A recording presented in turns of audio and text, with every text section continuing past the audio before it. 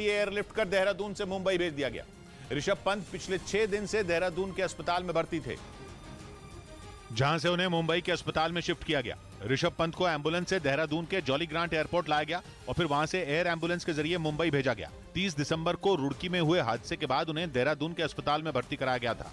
उधर नए साल में एंट्री करने से पहले तुर्की ने अपने एक एयर डिफेंस सिस्टम की कामयाब टेस्ट फायरिंग करके ग्रीस को फिर तेवर दिखा दिए। कहा जा रहा है कि तुर्की का खुद का बनाया यह सिस्टम रूस के S-400 मिसाइल सिस्टम को टक्कर देगा और S-400 की गिनती दुनिया के सबसे ताकतवर और आधुनिक एयर डिफेंस सिस्टम में होती है।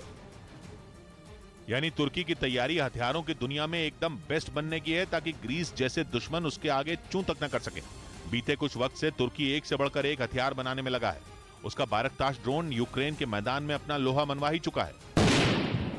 और अब खबर है कि तुर्की ने 30 दिसंबर को मिसाइलों को भेजने वाले सिपर नाम के अपने एयर डिफेंस मिसाइल सिस्टम का सफल टेस्ट किया।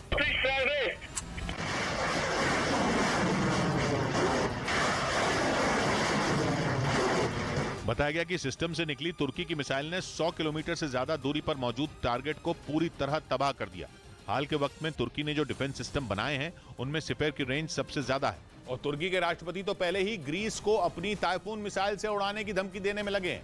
उस पर तुर्की के इस नए एयर डिफेंस सिस्टम ने उसकी हिम्मत पहले से ज्यादा बढ़ा दी और इतनी बढ़ गई कि तुर्की के रिटायर हो चुके एक कर्नल तक ने ग्रीस को आंखें दिखा डाली। उन्होंने कहा कि तुर्की को अपना नया TCG अनादोलू एयरक्राफ्ट कैरियर एजियन सागर में उतार देना चाहिए, ताकि ग्रीस खौफ से मर जाए। तुर्की और ग्रीस के बीच मौजूद एजियन सागर फसाद की जड़ बना हुआ है। एजियन सागर के कुछ टापुओं के लिए दोनों में ठनी हुई है। तुर्की का ग्रीस को धमकियां देना तो समझ में आता है, लेकिन उसके पूर्व कर्नल ने तुर्की वर्सेस ग्रीस की इस पिक्चर में अमेरिका को भी घसीट लिया। कहा गया कि अमेरिका ग्रीस को तुर्की के खिलाफ मोहरा बनाना चाहता है। इधर देश भर में 250 से ज्यादा ट्रेनों पर कोहरे की मार पड़ गई, जिसकी वजह से रेलवे को 250 से ज्यादा ट्रेनों को रद्द करना पड़ा और घने कोहरे की वजह से करीब 20 ट्रेनों के समय में बदलाव किया गया, जबकि कई ट्रेनें पहले से ही देरी से चल रही हैं। देश भर में रेल की पटरियों, प्लेटफॉर्म की मरम्मत और रखरखाव के बीच पड़ी कोहरे की मार की वजह से 250 से ज्यादा ट्रेनों को रद्द किया गया। इस बीच तालिबान ने एक बार फिर पाकिस्तान को चेतावनी दी और दो टूक बोल दिया कि वो भड़काऊ बयान न दे, क्योंकि इससे अफगानिस्तान और पाकिस्तान के रिश्ते खराब होंगे।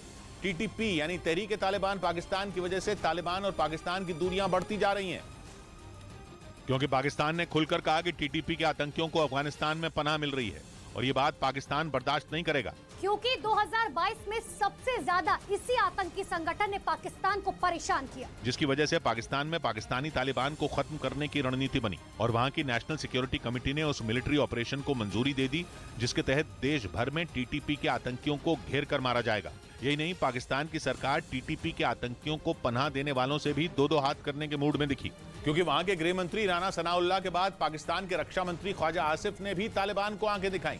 ख्वाजा आसिफ ने कहा कि तालिबान सरकार के साथ समझौते के बावजूद अफगानिस्तान की जमीन का पाकिस्तान के खिलाफ इस्तेमाल हो रहा है और तालिबान तमाशा देख रहे हैं। इससे पहले राना सनाउल्लाह ने कहा था कि अगर तालिबान ने TTP को नहीं रोका तो पाकिस्तान अफगानिस्तान में घुसकर आतंकियों को मारेगा। यानी पाकिस्तान अपने देश में आतंकवाद फैलाने वालों और उन्हें पनाह देने वालों दोनों से लड़ने के मूड में है, लेकिन उसके ये तेवर तालिबान को डरा नहीं रहे बल्कि जंग के लिए उकसा रहे हैं। कम से कम तालिबान के प्रवक्ता ज़बीउल्लाह मुजाहिद की बातों से तो ऐसा ही लगा।